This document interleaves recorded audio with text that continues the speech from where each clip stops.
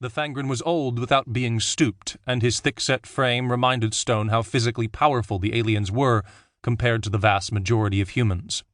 Gray hair covered Rexton's muzzle, and his words, translated by the language module pinned to the shoulder of his dusky gray clothing, sounded even gruffer than Stone had come to expect.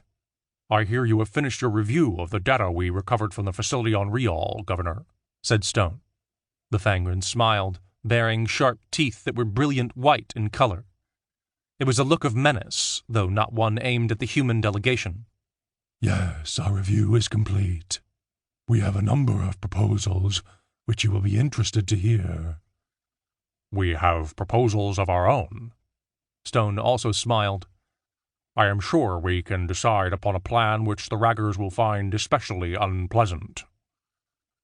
"We have longed for this moment, Admiral," said Rexton. "So many of my people lost.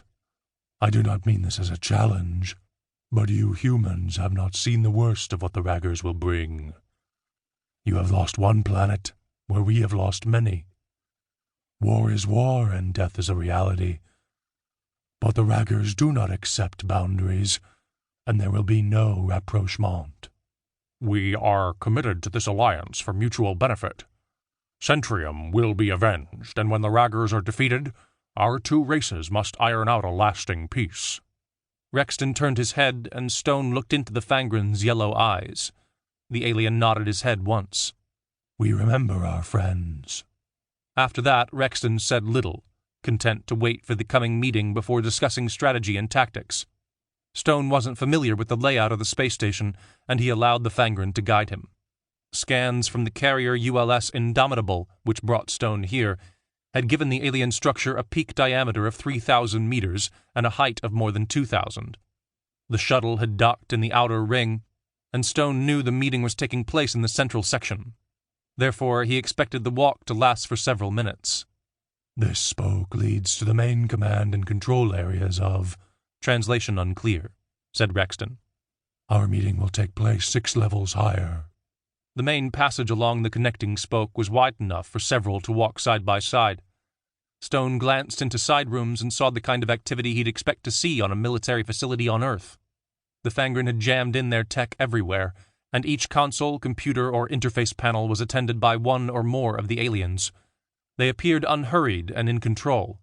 Once or twice, an alien would pause to study the humans, but Stone saw only curiosity in their stares rather than hostility. It was reassuring. 10 minutes later, Rexton stopped at unmarked double doors. The Fangren activated a blue-glowing panel in the wall adjacent, and a moment later the doors opened to reveal a lift car. Stone entered and waited for the sensation of movement. That sensation didn't come, though an interior status panel indicated the lift was going up. It was another minor example of the aliens' technological superiority, and Stone did his best to pretend it wasn't important. Outside the lift, Rexton led Stone and his team across a circular open space filled with consoles. The Fangren personnel were dressed in a variety of different colors, and a few wore silver insignias on their chests or shoulders. Stone tried to guess at the function of the room, and concluded it housed planning or intelligence officers. Armed guards flanked each of the numerous doors, and these wore full combat suits, including helmets. They carried assault rifles, of a type which were inferior to the Unity League's Gilners, and sidearms were holstered at their waists.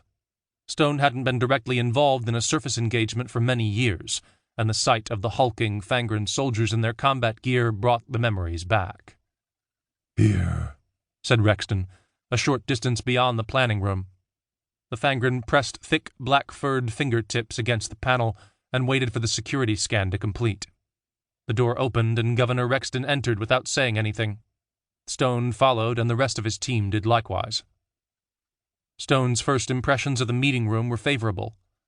The alloy walls were lined with a multitude of screens, which showed lists of strategic resources or star charts.